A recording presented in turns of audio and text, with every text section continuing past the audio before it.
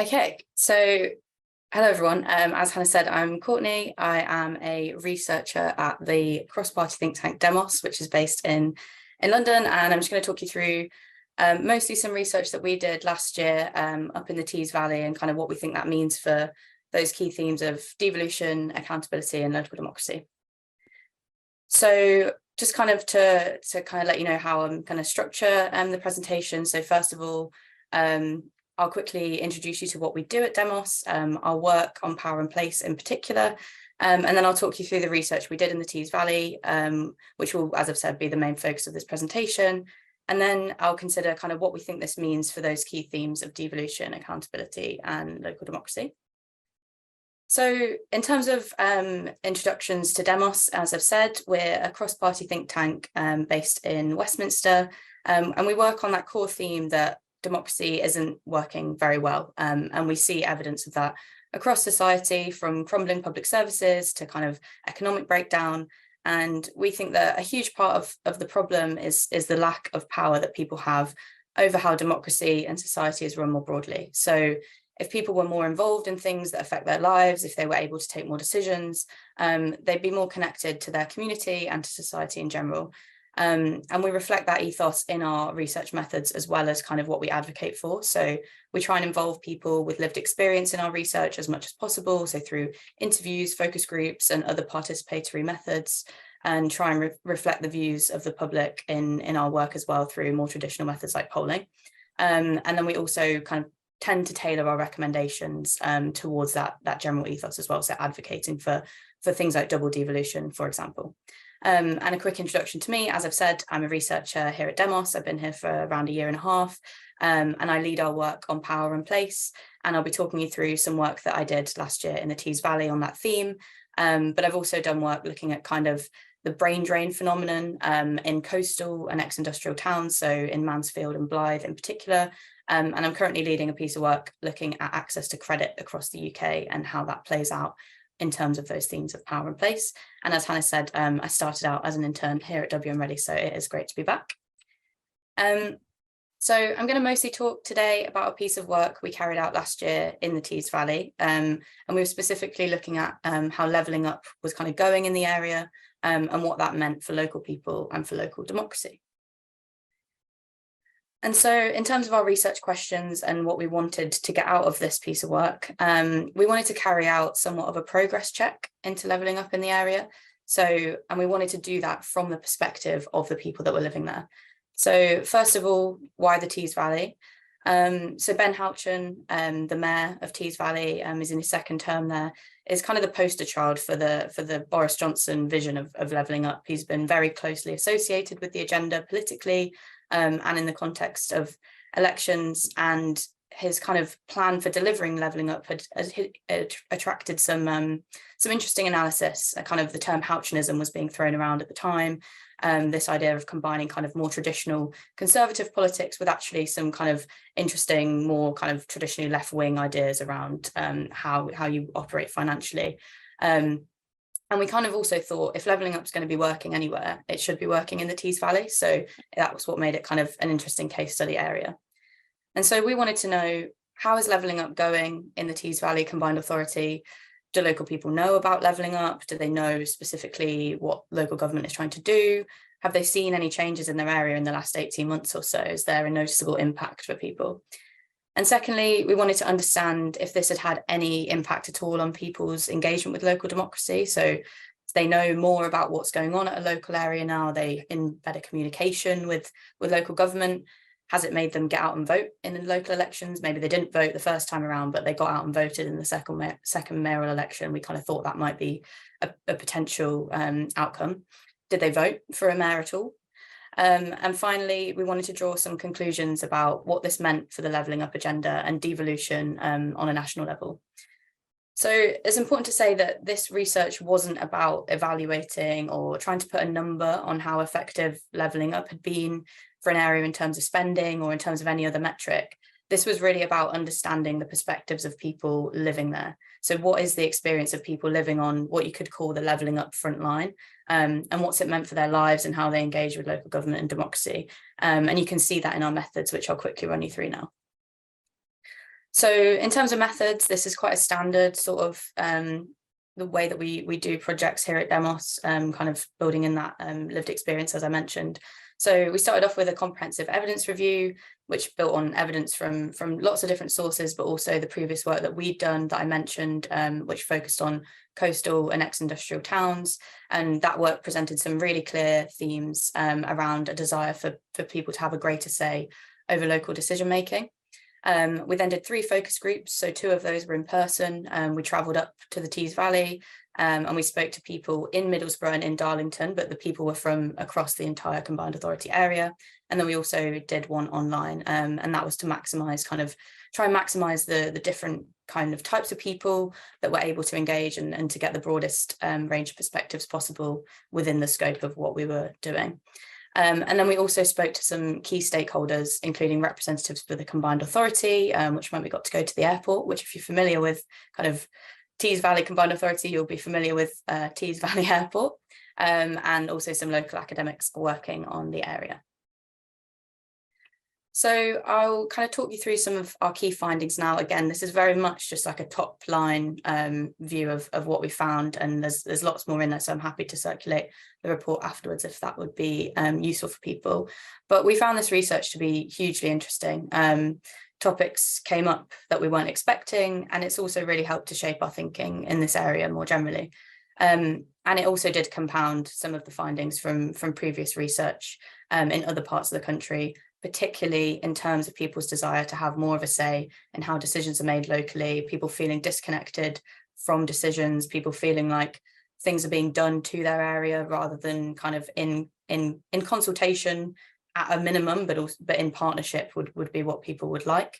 So I'll take you through kind of 2 key findings now, and then consider what we think they mean for devolution, local democracy and accountability.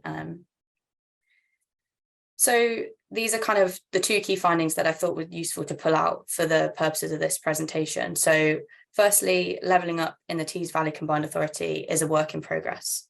So we think that the place-based approach that's being taken there is the right one. So there's a real focus on revitalising local industry, focusing on how to move away from those traditional industries towards green development. And that was generally supported by local people. They thought that was a good idea. They felt quite invested in seeing their area become a powerhouse for industry again. But they hadn't really, or they felt like they hadn't really seen significant progress, the tangible impact amongst the people we spoke to. So very much anecdotal evidence, but they didn't really feel like it was having an impact or one that they could see necessarily in their own lives. And secondly, we found that relationships are extremely important, but that they are quite fractured in the area at the moment. So particularly between local government and local people. And I think people might have heard about the kind of ongoing questions around Ben Houchin and the Tees Valley Combined Authority and things to do with kind of like dredging in the river. This was an ongoing thing that was bubbling along at the time. It was before it really became sort of national news. It was mentioned a little bit, but it wasn't, I don't think it was necessarily the thing that was causing these fractured relationships. So that's just something to bear in mind if that's what pops into your head when you think about Ben Houchin and the Tees Valley. But we found that those fractured, that kind of fractured relationship is a real barrier to levelling up in the area. And part of this problem is just a general lack of trust and scepticism in politicians and their ability to deliver for people and for place. And this was the case in terms of national politicians, but people also had stories to tell about why they were concerned about trusting local representatives. So going into that first finding then, levelling up in the Tees Valley is a work in progress. So as I've said, Tees Valley is arguably the poster child of levelling up. Ben Houchin was the only Metro Mayor to make it kind of the focal component of his election campaign. And that focus on revitalising local industries and skills to create long-term prosperity for the area, we think is the right approach. And it lines up with a place-by-place approach to levelling up that we advocated for in our previous work. So in that work that I've mentioned, where we looked at coastal and ex-industrial towns, we advocated for a town-by-town approach. But I think in general, our view is that a place-by-place approach to levelling up, but to policymaking in general, is the right one. And sitting at the combined authority level makes sense. We would advocate, as I'll come to later, for greater devolution to kind of smaller geographical areas and then also to communities themselves. But in general, the place-by-place approach that they have taken is the right one. Houchen has undoubtedly raised the profile of Tees Valley Combined Authority nationally, and has really utilised his platform to advocate for levelling up more generally as well. You might remember, it feels like ancient history now, but the Conservative leadership election, there was this question of what's happened to levelling up. No one's talking about it. Is it even on the table anymore? And he was a real kind of figurehead in that national campaign to keep levelling up on the table. Whether that has been kind of successful and whether that has meant anything materially in the kind of leadership that's followed is a different question, but he certainly has raised its profile and kept it on the agenda nationally. He's also kind of raised his own profile within the Tees Valley, as of other metro mayors in other parts of the country, and has secured significant electoral support. But many we spoke to were kind of unclear about even who he was. Some people didn't know who he was at all.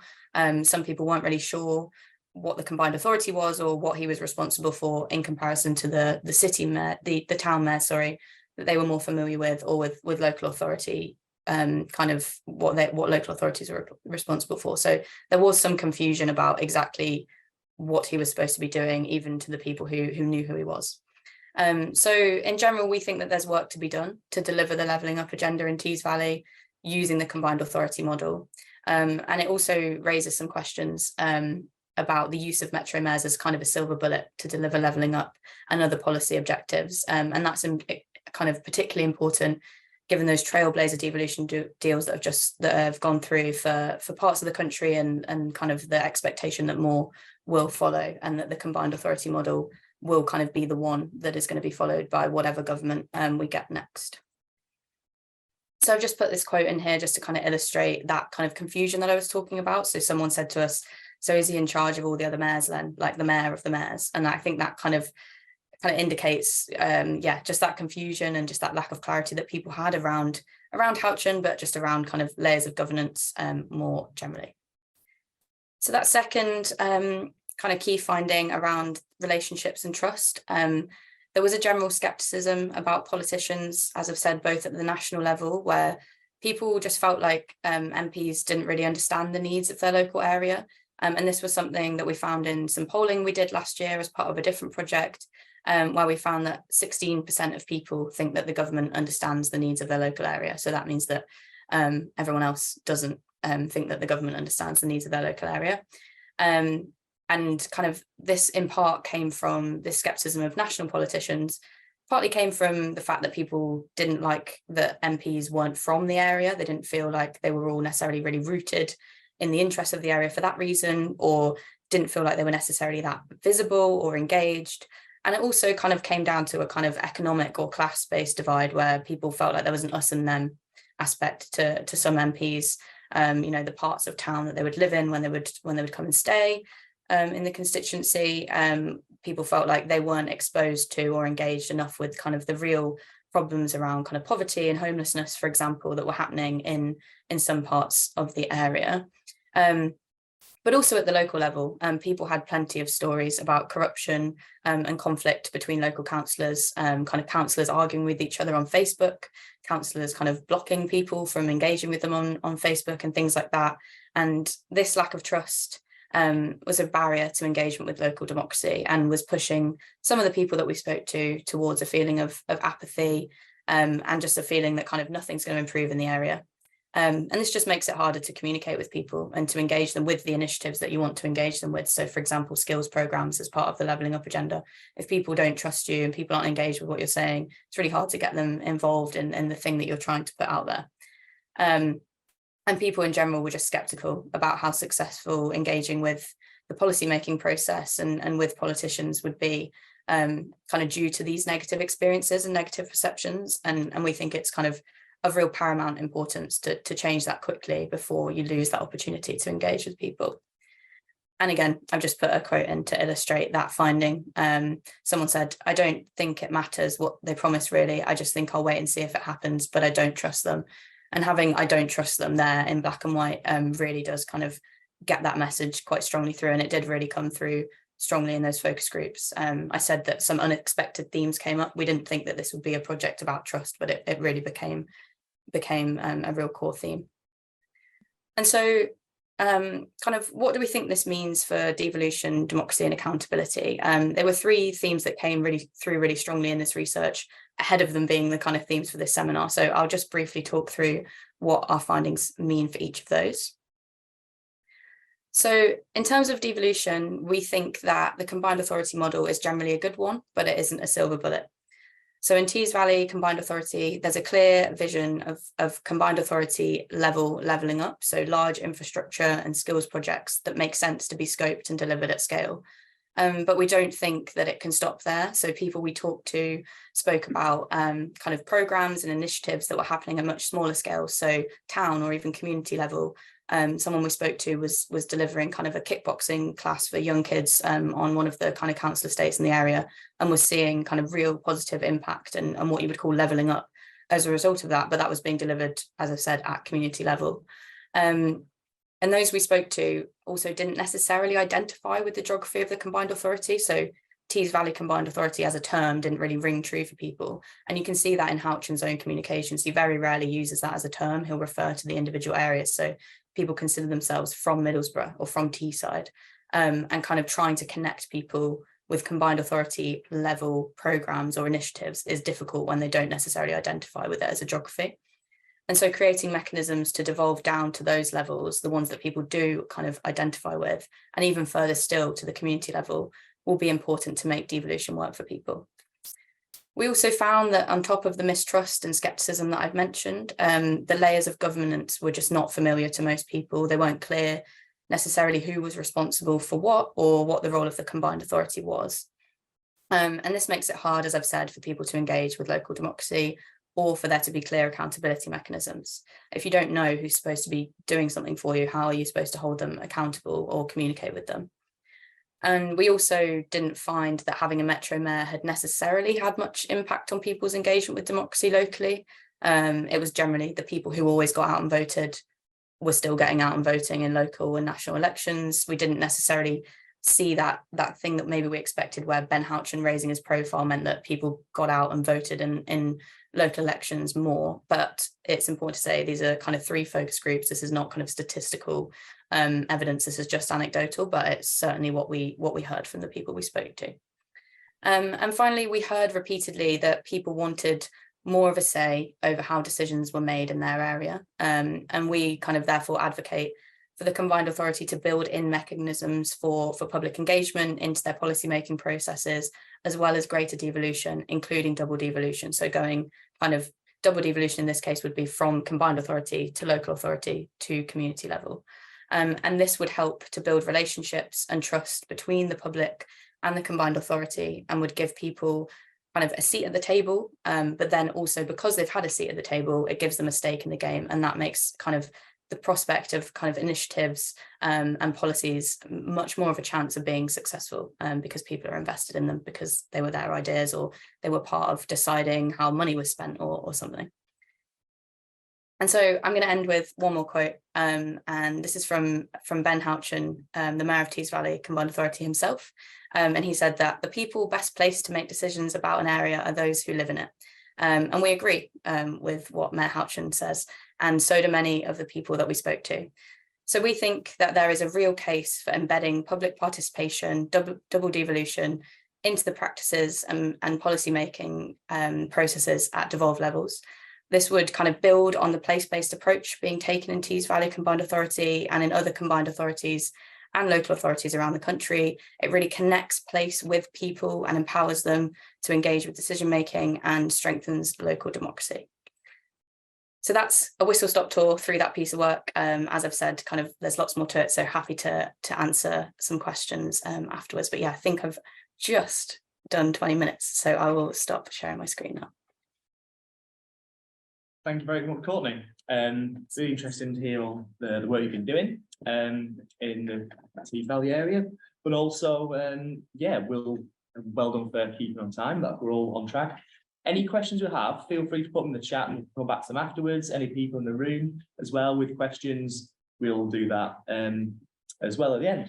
I'll pass over now to David, and we can, yeah, we'll go on from there.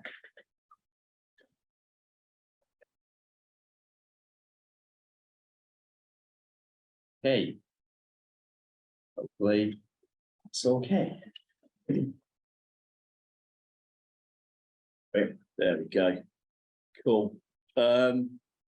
Yeah, good afternoon, everyone. So yeah, thanks to Courtney for that interesting talk. I'm going to bring it a little bit close to home now.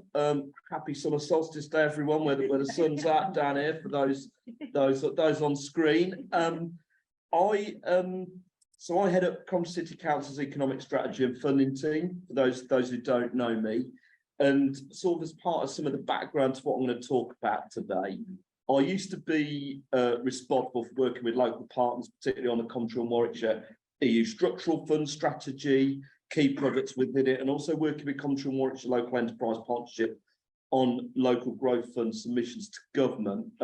More recently and currently, I've been responsible for working with the West Midlands Combined Authority on the design of UK Shared Prosperity Fund activities, and also the region's response to major national funding programmes such as investment zones. So the angle I'm going to come at it from in this is I'm going to focus on how the economic development service I work for within the region's second largest local authority has what it's done, what it's needed to do to respond to the change that we've seen over the last 10 years, in particular with regard to institutions and devolution. And before I fire into the slides, some points that Courtney picked up that I think are also useful background to reiterate. So Courtney talked a lot about the Tees Valley and how the mayor there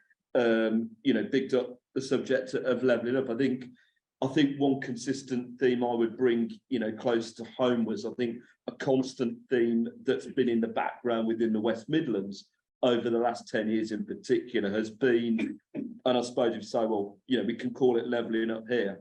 There's been a productivity gap between the West Midlands economic performance and the national average. There still is that gap. Throughout that time, there's been inequalities within the region. One quick example I'd give is that gross value added economic output in Coventry is a little bit below the national average. In neighbouring Warwickshire, it's a bit above the average. So we've had that to do with, and also I think throughout that time, there's been a common desire to grow the regional economy, to raise living standards and opportunities, and also to support economic and industrial transition, which is again a point Courtney raised about the Tees Valley. So there are clear similarities there in some of the things I'm going to pick up. What I'm going to do initially is just a reminder of some of the context. And I guess the first big step I thought I'd reflect on was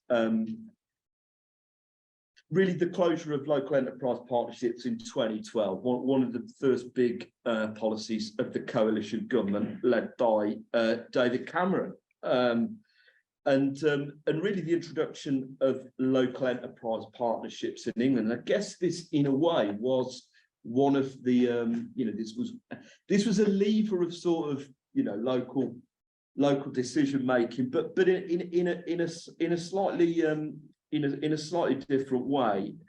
It was a desire to create local growth. You could almost call it a desire to start levelling up even then. But in the coalition government's eyes at the time, one of the key drivers was very much around creating new private sector jobs, particularly parts of the country that were underperforming economically. A lot of the rhetoric from the government at that time was around, the need to create more private sector jobs, reduce the dependence in those areas on public sector jobs. And the way they thought it was, they went about it at the time was obviously local enterprise partnerships, public-private partnerships, but the boards were very much driven by the private sector. They had private sector chairs, although you had certainly Coventry and Warwickshire, the local authorities were on that board, as well as further education, higher education institutions. The other thing that I wrote down with local enterprise partnerships that was interesting was in terms of then the actual executive teams, the approach varied significantly nationally. So some like Greater Birmingham, the local enterprise partnership was very much independent or certainly a separate body. to the local authorities. In Coventry and Warwickshire, neighbouring Coventry and Warwickshire, it was more a sort of pooled approach where you had a small executive team and then you had a lot of input from the Coventry City Council, Warwickshire County Council, and the 2 universities driving it. So the approaches were different, but very much the decision making, I guess the local decision making was more private sector led. And interestingly as well, in the early days, local enterprise partnerships were given quite a modest level of capacity funding, and a lot of the actual funds therefore to deliver projects or start to deliver that change in private sector job creation was actually through Regional Growth Fund, for those that remember it, which was actually a national bidding competition. Now, Coventry City Council secured funds through round 3 to deliver some major infrastructure projects. So those of you know Coventry will know, Coventry Station's been redeveloped and the Friargate site outside it, which builds links with the city centre. Improvements to M40 Junction 12, which is Gaydon, which is where JLR and Aston Martin have premises, and also Whitley near Jaguar Land Rovers as headquarters. But also interestingly at that time, Europe EU funding still continued at the West Midlands NUTS 1 level. Now through that, as a local authority, we were able to access funding for Coventry and Warwickshire enterprise and business growth and Coventry and Warwickshire small business loans. So what we're able to do, we're actually able to sort of almost put the seeds in to develop the local business support ecosystem for what was going to follow in the next programming period, which I'll talk about in a bit. And what we started to see was funding and resource to local enterprise partnerships actually increase with time. We saw the Growing Places Fund introduced in 2011. That was £12 million of funding. Coventry City Council was accountable body for that. All LEPs were then required to produce strategic economic plans. So this was where the private, these private sector driven organisations with public-private boards, were almost given powers to start to, drive the local economic strategic angle. Now, the one thing I'd say here is certainly the Coventry and Warwickshire strategic economic plan, went out to consultation. There was evidence-based frameworks as well, consultation reviews. I suspect, certainly the consultations on a lot of, it probably wasn't as in-depth as, you get now on various strategies produced by public bodies, but it gives you a flavour. But I think one of the big differences in the middle of the last decade was the introduction of local growth funds. That actually gave LEPs, they were put through LEPs, and it gave LEPs a sizable allocation to deliver capital schemes that could make a big difference. So, you got LEP boards deciding, which projects were being put forward to government. It was every LEP got some money, but how much money you got was part of then a national bidding process. So you had these private sector led boards, having influence over project selection, over what they saw as being strategically important for those local areas. And clearly, I suppose what I'm getting at here, coming back to the point that Courtney made in her last presentation, was although there is some element of democratically represented organisations on those boards, they weren't having the casting vote. It was, private sector having a big influence. But what that did, 131.8 million over a 6-year period there, that did deliver some, enable some transformational projects to be delivered. I've written some down here. The enhancements to some of the projects included the physical enhancements to Coventry Station, as you can see in that picture there. Major public realm enhancements to Coventry City Centre. Those who visited Coventry over the last 2 years, if you visited the city 10 years ago, completely different now to what it was 10 years ago, and was a factor, obviously. News came out a couple of weeks ago that Coventry's visitor economy numbers, they absolutely smashed pre-COVID levels. So it's clearly made a difference. It funded the National Transport Design Centre at Coventry University, doing a lot of things in transport innovations, and also the Degree Apprenticeship Centre at WMG. So, although the quantum of funds couldn't meet demand, it was significantly more than before with capital funding, and it made a difference.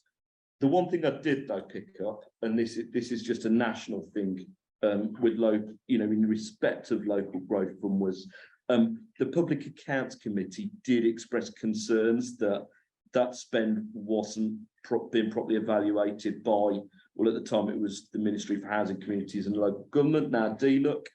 And also that there was underspend concerns as to whether some LEPs at least had sufficient capacity to deliver such funds. So in the interest of balance, whilst clearly there's positive impacts locally, there was some concerns at a national level as to whether that was the right route.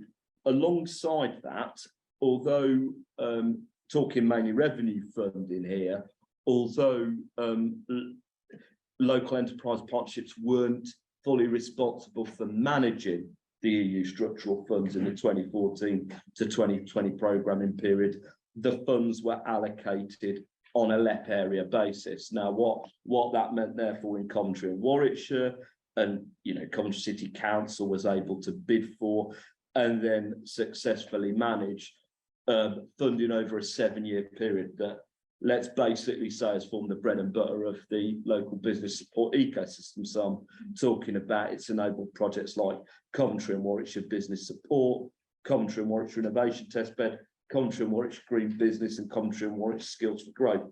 So over 7 years, it's been able to complement that, the capital schemes with those core business support schemes. Now, alongside the EU structural funds, another key development that I noted in terms of the LEP landscape was all LEPs had established growth hubs by 2016. Now, Coventry and Warwickshire was one of the first growth hubs established in 2014 using City Deal funding. The reason why I put the growth hubs on those slides is, although Coventry and Warwickshire growth hub hasn't traditionally had much EU funding, some of the growth hubs in other parts of the country have actually been quite heavily funded through ERDF. And I think again, the one point though I did note around EU funding, and I think was key to note as well, was that although these funds were allocated on a LEP area basis, control and power over the funds very much rested with national government.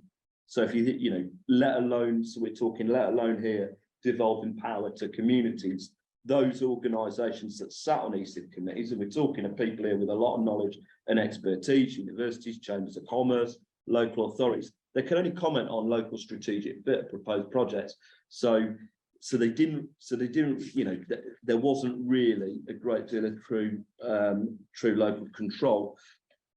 I think then one of the big switches therefore happened in 2016 with the formation of the West Midlands Combined Authority, along with combined authorities in other parts of the country, such as Greater Manchester and Merseyside.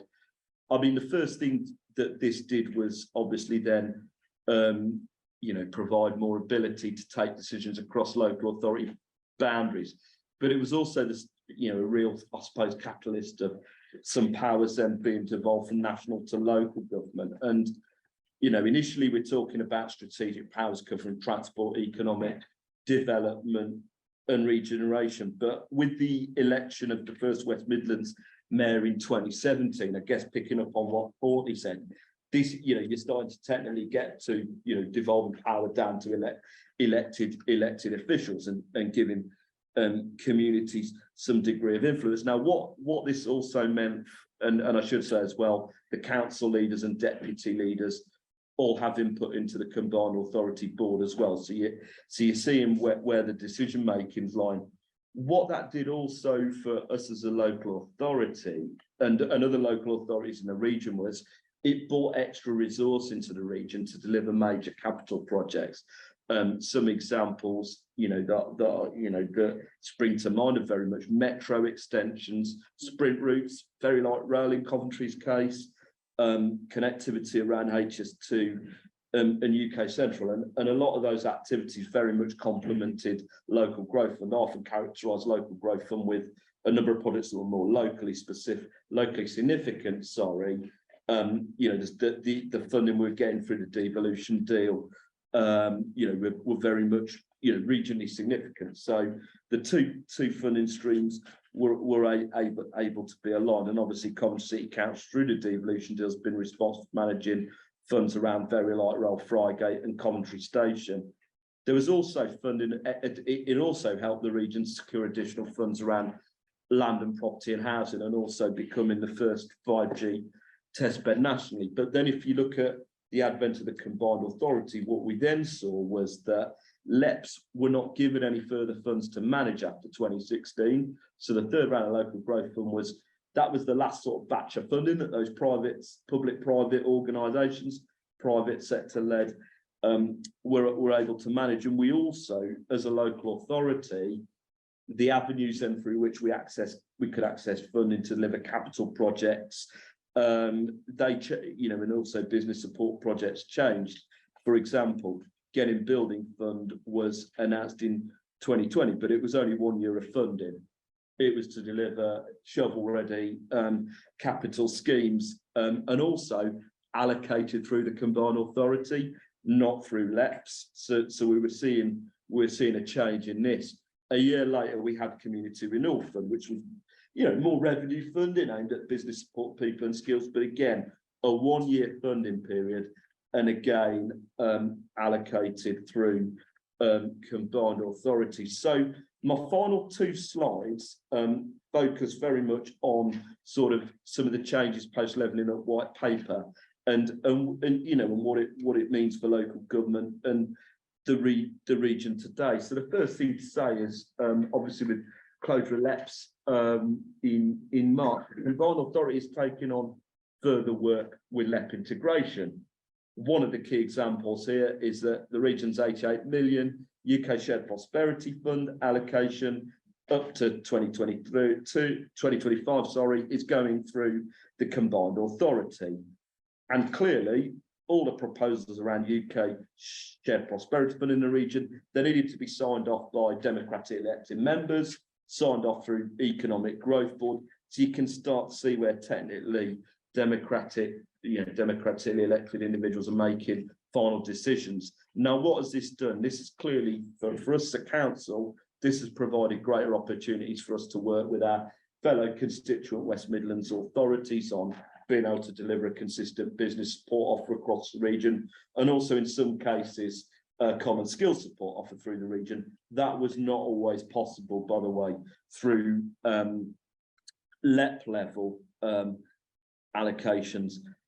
On the other hand, we face a challenge that Coventry's functional geographic area, whilst we have a relationship with the West Midlands, our functional economic area represent the fact we have a Coventry and Warwickshire Chamber, and Coventry and Warwickshire Growth Hub is with the county of Warwickshire. So there is a challenge now in how funding's allocated. That there's a challenge around that. The other challenge we're seeing is that we're facing a 43% reduction in funds relative to European structural funds. The other point to reflect, though, with regard to capital funds, I think we're still seeing challenges now with capital funds. I think we've already in the news about the Levelling Up Fund over the last 2 years, which is the government's flagship. That's the government's new flagship capital fund. I think I've just put here, there's been varying outcomes, levels of success across the regions. And I think the mayor was, very, very clear in his views in February, and I think it reflected the views of a lot of the others in the region, that there's, again, it's been very much, although they've wanted locally driven projects, decisions have been made by national government, and it's created competition between places. Is it truly delivering levelling up? Question mark. final slide then. So the final slide I want to build on, and Courtney raised this as well. The Trailblazer Devolution deal that was announced in March, you know, it potentially brings, I think, a lot of new opportunities to the region, not least in further devolved powers and funds. For example, the business growth retention that's in there. Can we reinvest that more in local priorities? The levelling up zones and investment zones and the additional regen and housing funding provide great opportunities. I think the West Midlands Innovation Accelerator provides a good kickstart. You know, does it then create opportunities to attract more devolved innovation funding in the future? Let's hope so. It needs to. But I mean, picking up on a couple of points that Courtney said as well. I think the single settlement, there are significant potential opportunities in the next spending review period. But as Courtney said, you know, do we use metro mayors as a silver bullet, and can devolution do it alone? So I think there are three pertinent questions that I'll finish with that are opportunities, but are still unanswered questions in terms of can devolution, can the changes in institution attract, you know, can they deliver levelling up? I think the first question is, in the next spending review period, are we going to be able to see better funding settlements? Certainly for strategic transport, for business support, for skills and employment support, for training investment, for regeneration, and for retrofit and key activities around net zero, just to deliver a few. If we are to deliver levelling up, in my view, we need to see improved, you know, we need to see improved funding settlements, and some of that fund needs to be devolved. And as Courtney said, some of it need to be double devolved. Secondly, are we really going to see it reduce competition between places or reduce the begging bowl culture that some have described? And linked to that, will the government really grant the region more flexibilities, you know, on what funds should be spent on subjects that we see as really important? And the third and final question here is, you know, I think the region faces large economic and social challenges.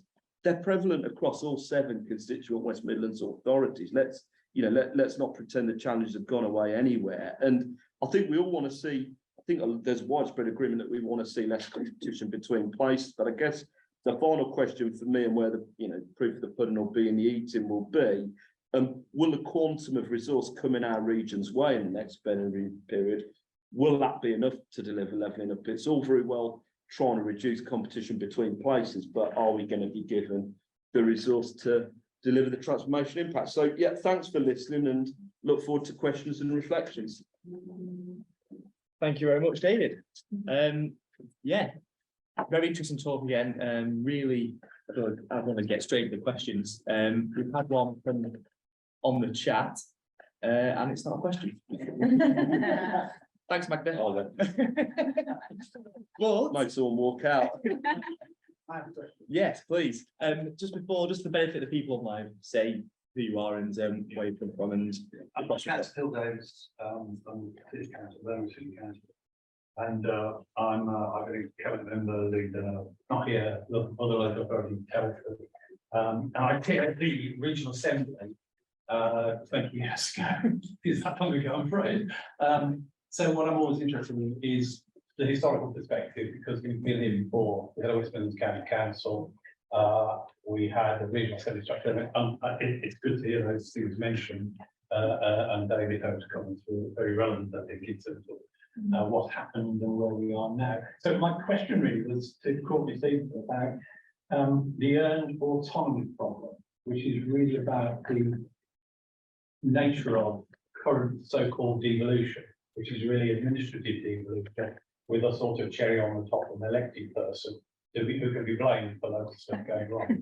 But essentially, isn't it the case that unless you've got a degree of guaranteed fiscal autonomy, elected accountability, meaningful elected accountability, and a regional focus rather than a local focus, that's all the combined authority is sub-regional, not regional. The real region is the West Midlands Shire and urban region. That was the regional development authority operated on. based on really structures going back 60 odd years in terms of the definition of economic units within England, 8 of them, and we were one of them, West Midlands. And then finally, unless these arrangements, these so-called devolutionary arrangements, constitutionally entrenched, which means that a minister can't just come in and rip it all up, which is not the case currently. Surely these devolution arrangements are a bit of a cool farce, particularly against the background of local authority cuts and austerity, when Birmingham alone has lost 36% of its spending power since 2010, half its staff.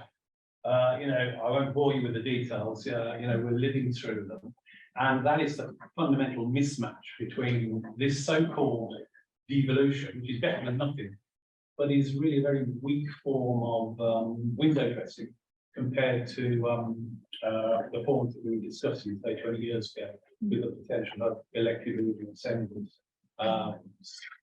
And of course, supposedly the markets and constitutional guarantee potentially around the reform of housing law. Anyway, sorry, I've spanned a few areas there, but there's an interesting point was whether you have any comments on this autonomy problem, the fact that it's not, devolution is just basically something the minister by top down, and we're given pots of money on a competitive basis, and that can be taken away from them. Yeah, there's a couple of points you mentioned that I'll try and touch on. Fiscal devolution wasn't necessarily the scope of this particular piece of research, but I think I would agree with you, and I think most people would agree with you on the kind of, Andy Street called it a begging bowl culture. People have called it a lot of different things. Top-down distribution of funds on a temporary basis doesn't work for anybody. It just kind of draws resources away from where they should be in terms of delivery into kind of constantly trying to pitch for the next piece of money. And we've heard kind of from various people in various local authorities that is just kind of aggressively unproductive and unhelpful. And so I think any sort of model of devolution going forward has to really seriously consider fiscal independence, and it's a point that's hard to draw politicians on generally, kind of from both sides. But I think somebody's going to have to make a decision at some point soon. We're a year out from a general election, and I would hope to see kind of more ambition in that area. In terms of the constitutional aspect, is something that we're thinking about at the minute, particularly with regards to kind of what I talked about around double devolution, community governance, whether there is scope for entrenching something into law around kind of the rights of individuals, of communities, when it comes to having a say in how decisions are made locally, whether that's a right to be involved, like what that right would be, whether we go down a rights-based rule, whether we go down a more constitutional a rights-based route, or a constitutional route. I don't know. It's something that we're kind of actively thinking about at the minute. But I think kind of all the pieces of your question kind of just point to the fact that a conclusion that we've drawn, which is the devolution arrangement right now is certainly not perfect, and the combined authority model is, I think, pointed to by a lot of people who have worked really, really hard to push for devolution over a long time as a real success. And I don't think that that's the wrong thing to do, but I think the wrong thing to do would be to stop there. And I think we have to, as you've said, push further, to fill in those kind of, there are just blank spots around the country that don't have a combined authority covering them. And if they do, maybe it's not working as well as it could for them, for example, but also, to push further in terms of what does that actually mean for people, and what does that actually mean for people's lives? And is just because we've done devolution, the next step is to figure out if it's delivering for people. If not, why not? And how do we kind of push for a model that does? So I hope that answered some of the aspects of your question. Any more questions from the room? Yes, please. Yeah, Anne Green, City-REDI, University of Birmingham. My question follows on a little bit from that last comment. I mean, you've said some things about the advantages of the combined authority, and I've got sort of two questions, mainly to David, but I'm interested in Courtney's comments as well. It's about if you've got asymmetric devolution, does that matter? And to me, I live in Warwickshire, just south of the Coventry boundary. So to me, it's just absolutely stupid that Coventry and Warwickshire are both sort of together.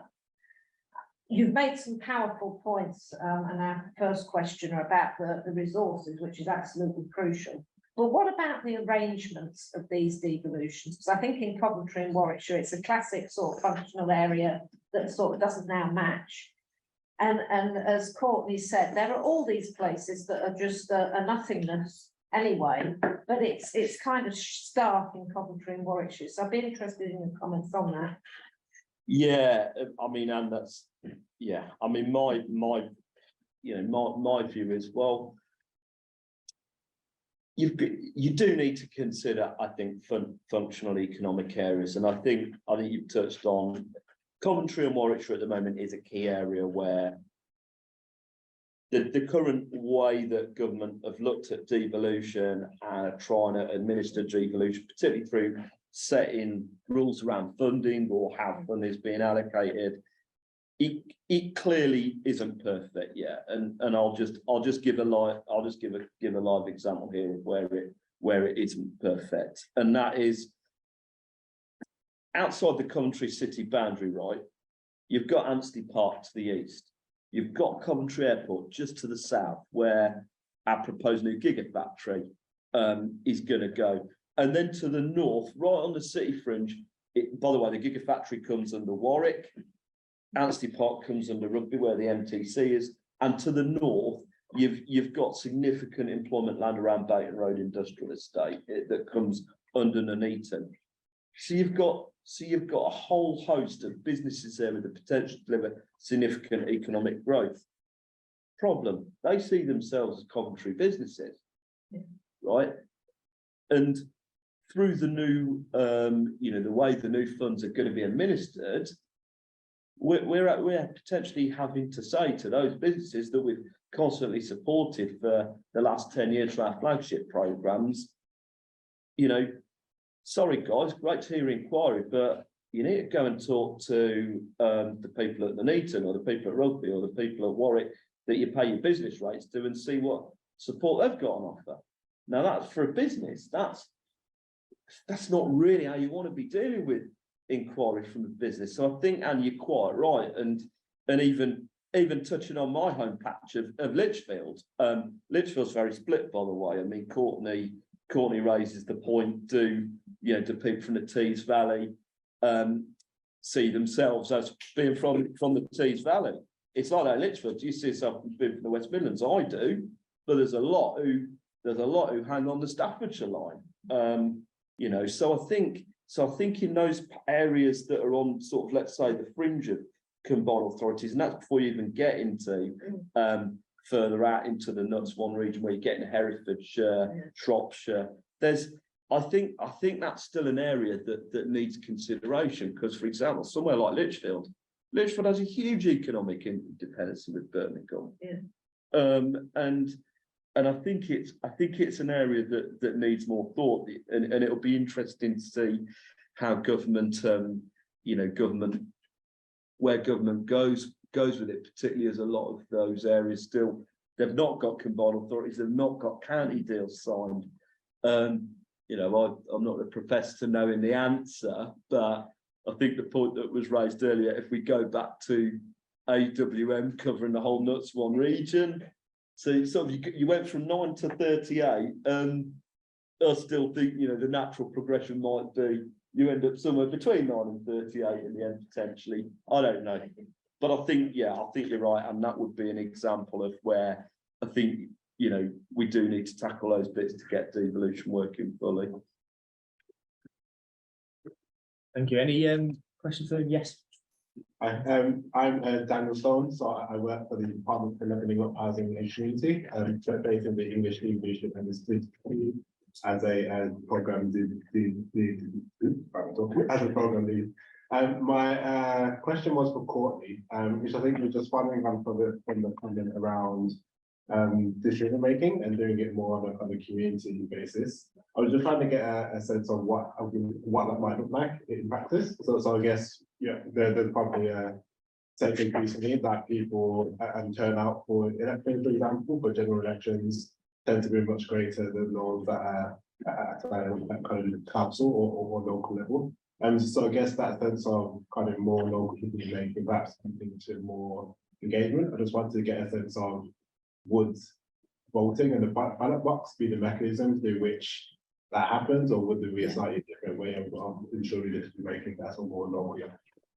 Yeah, for sure. It's a really good question. And I think it's something that we think about a lot when we're kind of here advocating for locals best, do everything at the local level, and then you kind of get that pushback of people do not get out and vote in local elections. People are not engaged with politics at a local level in general. And it's a real challenge, but I think there's, you know, heaps of evidence from across the country of really interesting things happening when it comes to kind of community power, community engagement, and double devolution. And it can look like all kinds of things. It can be citizens' assemblies at a local level. It can be kind of getting people involved in participatory budgeting. So here's a pot of money that we've got to spend on this thing.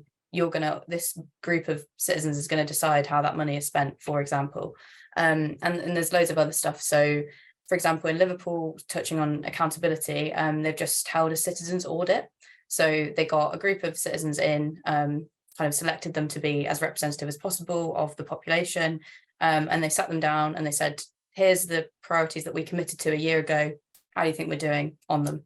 And then they've gone away with a whole new set of objectives now. And that's just an interesting example of how you can bring people in and just kind of build that more honest relationship. I think particularly with the audit and with the accountability thing, it's about saying, like, we are accountable to you, we work for you, bringing that kind of service element back into the public sector and into public service is a key element of that. So in terms of what specific form it can take, it can be all kinds of things. And I think that would be for individual kind of areas, communities, combined authorities, local authorities to determine. And it kind of speaks to that previous question that Anne asked, which is kind of, does it matter if it's asymmetric and different in different places?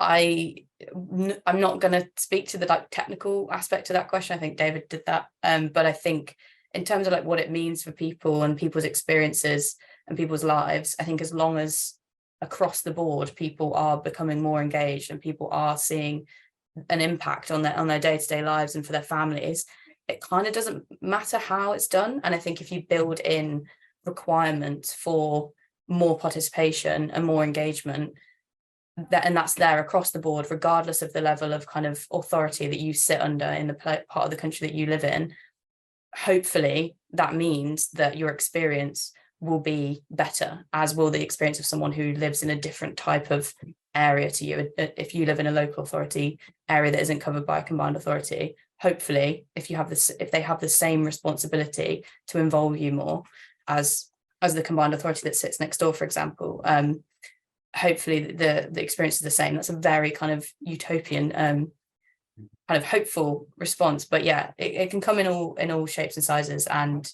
but the key thing that we would advocate for is that it's place led, and that you really connect people to place, because what works for Blythe is not going to work for Mansfield.